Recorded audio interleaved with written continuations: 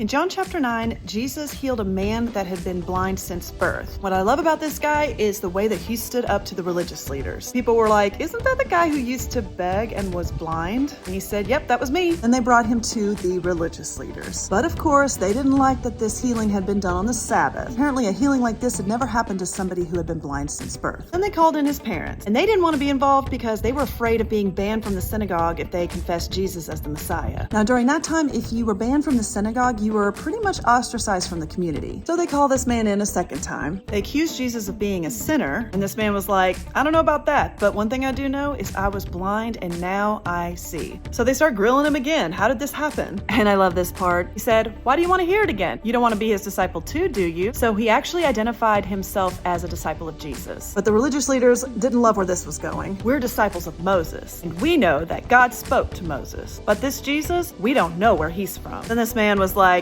isn't that amazing? You don't know where he's from, yet he opened my eyes. We know that God doesn't listen to sinners, but he listens to people who do his will. If this man were not from God, he would not be able to do this. And they didn't love this education session either, so they kicked him out of the synagogue. When Jesus heard about this, he sought the man out. He identified himself as the Son of God and gave this man an opportunity to have a real personal connection to him. In the world, standing up for Christ may cost us something, but the benefits of knowing him are life-changing, and you can't put a price on that.